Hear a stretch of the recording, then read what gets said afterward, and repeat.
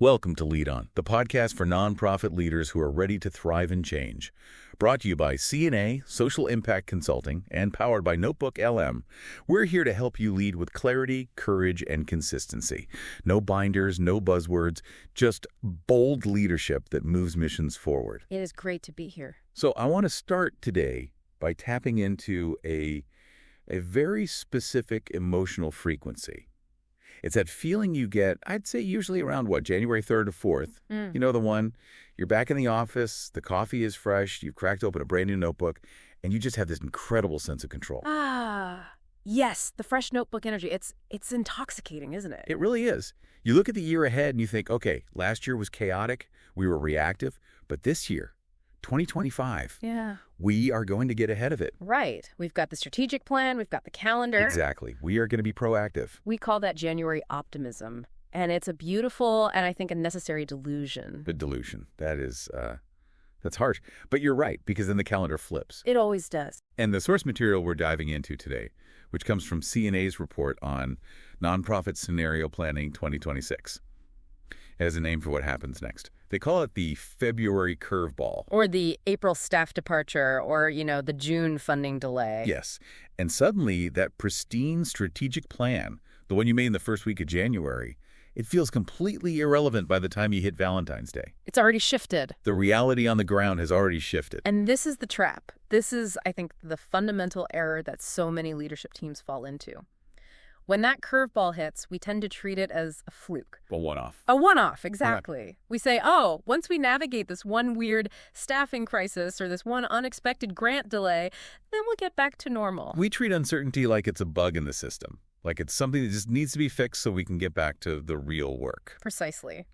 But the core argument of our deep dive today is that uncertainty isn't a glitch. It is the operating system. It's the environment. That's a massive mental shift. Yeah. So you're saying we need to stop waiting for things to smooth out. Because they never will. Right. I mean, if you're waiting for stability before you execute your strategy, you're going to be waiting forever. And frankly, if you look at the data we have, specifically from the NFF 2025 State of the Nonprofit Sector Survey, the numbers do not suggest stability is coming back anytime soon. Let's dig into those because they honestly made my palms sweat a little bit. It really paints a picture of a sector under immense structural pressure. It's a pressure cooker. I mean, look at the tension. On one side, you have demand for services. The survey says that 85% of nonprofits expect demand to increase this year. Which makes sense, right? The world is complicated, people are struggling, communities need support. The work is just getting heavier. Correct. But in a healthy marketplace, when demand goes up, resources usually follow. But that isn't what we're seeing. The data shows that 36% of organizations ended 2024 with a deficit. But here's the statistic that really stops me in my tracks every time I read it.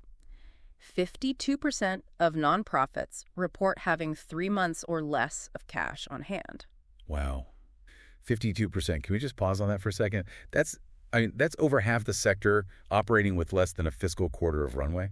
It is effectively living paycheck to paycheck, but at an organizational level. So when we talk about a funding delay or a sudden spike in insurance costs, for half the leaders listening to this, that's not just an inconvenience, it's not a headache. No. That's an existential threat. Exactly. If you're in that 52%, you just don't have the luxury of time. You can't wait 6 months to see how a situation plays out. Speed is your only safety net. So this really moves us away from uncertainty being just a mood. This is a structural condition. It is. If you're a nonprofit leader right now, you aren't just managing programs and staff, you're managing volatility. You are. And that brings us to the central question here. If the February curveball is basically guaranteed, and our financial cushion is that thin, then the traditional static 5-year strategic plan feels, does it feel obsolete to you? It feels like a beautiful document that sits on a shelf while the building is on fire. A bit dramatic, but yes, I get it. It's insufficient. The solution the sources point to isn't to just work harder, it's to plan differently. We need to talk about scenario planning. Okay, I have to be the skeptic here for a minute, because when I hear scenario planning, my brain immediately goes to a very bureaucratic place. I know exactly what you mean. I picture a dusty binder or a consultant charging 6 figures for a 40-slide PowerPoint deck that no one ever looks at again. And if you do that, you are absolutely wasting your time and your money. So that's not what we're talking about. No. The source material is very specific. We're talking about the nonprofit version for 2026. This isn't academic, it's practical, it's agile. The source says you should be able to run the initial session in 90 minutes. 90 minutes. Okay, now I'm listening. Yeah. That sounds less like a strategic initiative and more like a productive Tuesday afternoon meeting. That's exactly it. Think of it less as planning and more as a rehearsal. A rehearsal. I like that framing. Unpack that for me. Well, think about a fire drill. You don't wait until you smell smoke to decide which staircase to use, do you? No, of course not. You decide that on a calm Tuesday when nothing's wrong. You rehearse the exit so that when the alarm actually goes off, you don't have to think. You just move. That makes total sense. You do the thinking when your heart rate is 70, not when it's 140. Precisely. And so scenario planning is simply you and your leadership team sitting down and asking, if the world changes in these specific ways, what decisions would we make? And how fast would we make them? So to be clear, we aren't trying to predict the future. We're not sitting there with a crystal ball guessing what the inflation rate will be in November. No. The source actually has a great line about this. It says, scenario planning is not writing fan fiction about worst-case disasters. Fan fiction about disasters? I think I've definitely written some of that in my head at 3 a.m. We all have. But that's anxiety. That's not planning. You're not trying to be a fortune teller. You're trying to be ready. It's all about reaction time. And Bridgespan, another key source we're looking at, points out a huge psychological benefit to this approach, too. It forces leaders to make trade-offs while everyone is calm. That is the key. Because when do we usually make those difficult trade-offs? When are we deciding to cut a program or freeze hiring? Usually when the crisis is already hit, when the bank account is low and everyone is panicking. Exactly. When your cortisol is spiking and you're losing sleep, that is biologically the worst possible time to make complex, nuanced decisions. Scenario planning forces you to have that argument now. In January, while the coffee is hot and everyone is still friends. Right. You have the fight now, so you don't have to have it in June. The whole goal for 2026 is quicker clarity under pressure. Okay, I'm sold on the concept. Rehearsal, not prediction. But let's get into the mechanics. How do we do this in 90 minutes? The source breaks this down into 4 steps. Step 1 is identifying the drivers of uncertainty. Right. And this is where most enthusiastic leaders trip up right away. They try to list everything. The boil the ocean approach. They get in a room and they list inflation and donor fatigue and the election and staff burnout and AI. And suddenly they have 20 variables and they're just paralyzed. It's overwhelming just hearing you list them. It is. So the advice here is the rule of 2. Just 2. That feels, I don't know, risky. Doesn't that leave you exposed to all the other stuff? It feels counterintuitive, I know, but it's about focus. You need to pick the 2 drivers that would most fundamentally change your operating reality. If you try to plan for everything, you really end up planning for nothing. So how does a leader choose the right 2? What are the common ones right now? Well, based on the financial pressures we talked about, the big ones usually revolve around resources and demand. Government funding stability is huge for a lot of organizations. Right. Will contracts be renewed? Will payments be delayed? And delays are critical if you're in that low cash on hand group. A 60-day delay is effectively a cut if you can't make payroll next Friday. That's a great point. So that might be driver 1. Driver 2 might be demand surge, or maybe cost pressures like insurance premiums spiking 20%. You pick the 2 that scare you the most. Okay, so let's build a hypothetical here so people can visualize this. Let's say I'm running a housing nonprofit. My 2 drivers are government funding stability. Will the city pay us on time and demand for beds? Perfect. Now you've got your X and Y axis. That takes us to step 2, building the scenarios. And again, the source emphasizes simplicity here. Yeah. We're not building 12 different detailed financial models. No, please don't do that. 3 is the magic number. You want a best case, a moderate case, and a worst case. And here's the rule, and it's a strict one. You must be able to explain each scenario in a single sentence. No paragraphs, no footnotes. Just clarity. If you can't say it in one breath, it's too complicated to use in a crisis. So back to our housing nonprofit. Scenario A, the best case might be government funding renews on time and demand increases moderately. Right. Business as usual. That's the sunny day. You know how to run that organization. Then scenario B gets tighter.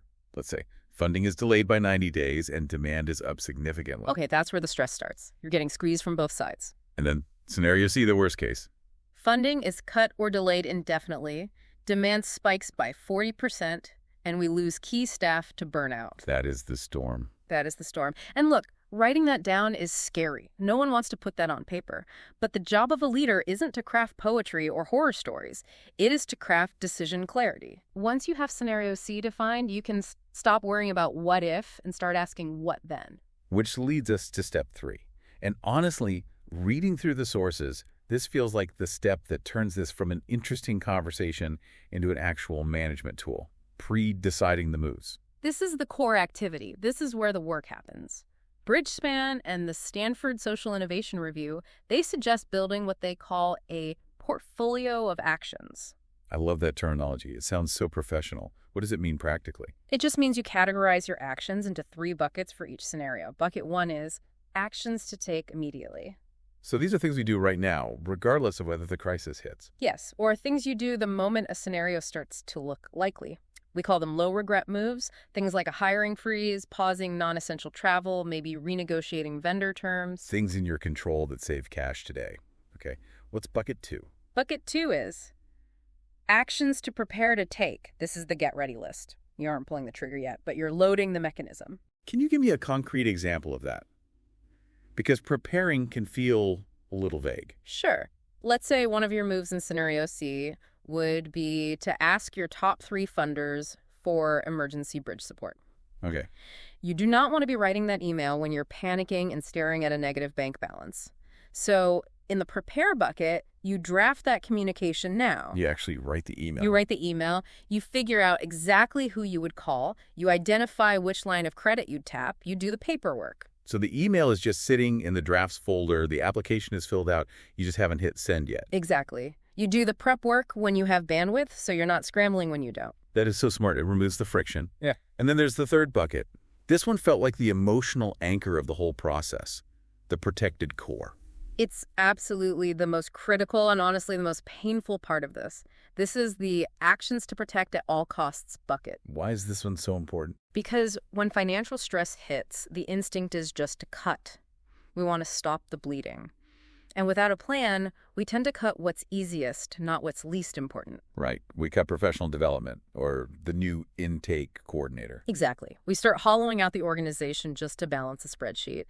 And you wake up 6 months later and realize you saved the budget, but you lost the mission. You're not effective anymore. You have to draw a circle around the things that if you lose them, you aren't really the same organization anymore. It's like saying, we can give up the office space, we can pause the pilot program, but we cannot stop feeding people on Tuesdays. Precisely. Or we cannot lose the one case manager who speaks the specific dialect of the community we serve. That's part of the protected core.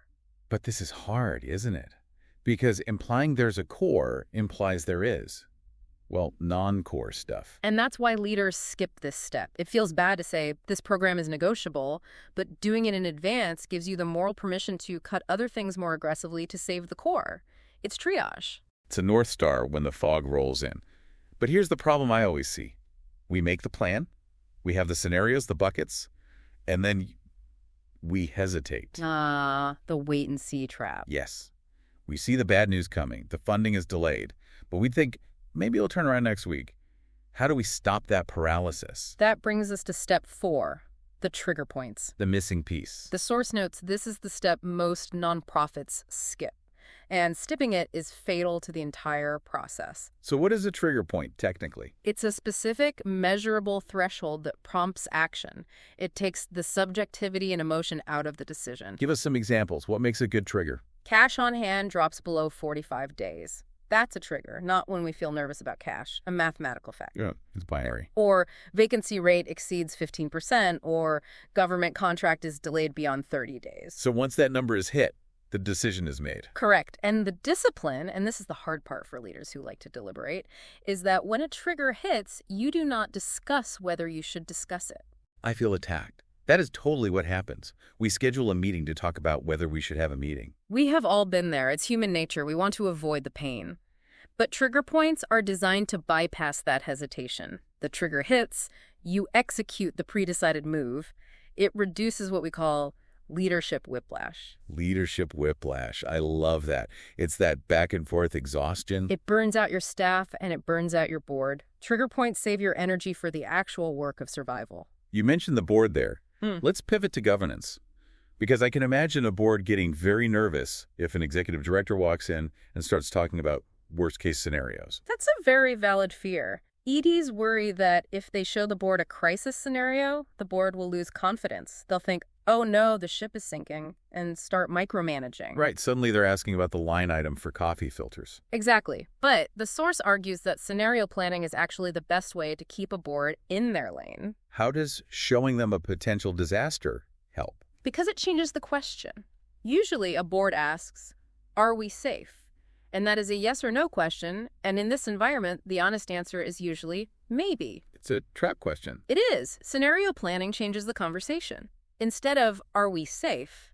The board starts asking, what indicators are we watching and what decisions are we prepared to make if conditions change? That is a much more mature conversation. It frames the leadership team as competent and proactive. It says, we see the risks and we have a plan. It moves the board from anxiety to oversight. So it actually builds trust rather than eroding it. 100%. It prevents the two worst outcomes.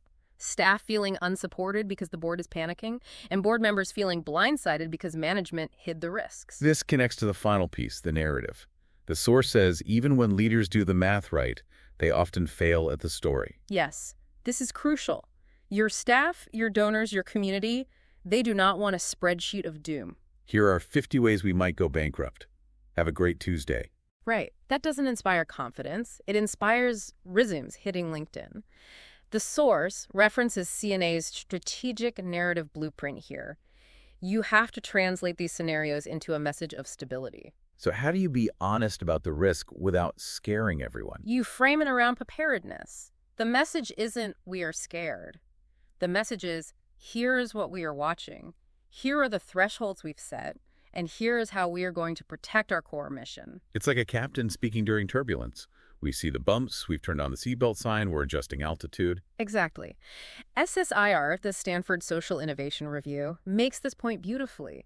They say you have to lead uncertainty with meaning. Future readiness is partly technical, that's a spreadsheet, but it's also partly storytelling. Lead uncertainty with meaning. That really resonates because people stick with a nonprofit because they believe in the mission, not just the balance sheet. But they need to know someone's at the wheel. They need to know you aren't just drifting, that you have agency. Okay, we've covered a massive amount of ground. Let's make sure our listeners have a clear checklist to take away. We're calling this the Leadership Reset. Let's run it down. All right, item 1. Run a 90-minute session in January. Don't wait until you're burnt out. Do it while the energy's fresh. It's a rehearsal. Item 2. Pick your drivers. Remember the rule of 2. Keep it simple. Focus on what really moves the needle. Item 3. Build your 3 scenarios. Best, moderate, worst. 1 sentence each. Clarity over poetry. Item 4. Create that portfolio of actions, immediate, prepared, and I can't stress this enough, the protected core. Define what you will protect at all costs. Write it down before the pressure hits. And finally, item 5. Define the trigger points. Stop emotional decision-making. Make the call before the crisis makes it for you. And just a specific note from the source. If you are in that 52% of nonprofits with 3 months or less of cash, then you need to pressure test this immediately. This is not an academic exercise for you. It is a safety net. You need to know exactly which week you would need to cut spending to survive. Before we wrap up, I want to leave the listeners with one final thought. We've talked about the what and the how, but let's talk about the mindset. Because it's exhausting to always be ready for the worst. It is exhausting. But you know, if I could leave everyone with one thought, it's this. We keep waiting for the new normal. We keep thinking, after this election, after this grant cycle, things will settle down. But the source material suggests that instability is the normal. The wire isn't going to get calm. The water isn't going to get calm. And if you are in that category of tight cash and high demand, the speed of your decision-making is essentially a survival skill. Speed is a survival skill. It is. The goal of scenario planning isn't to predict 2026 perfectly. You won't. The goal is to stop improvising under pressure. When the pressure hits, you shouldn't be thinking. You should be executing. That's what keeps a mission moving forward. That's such a strong place to land. Moving from reacting to responding.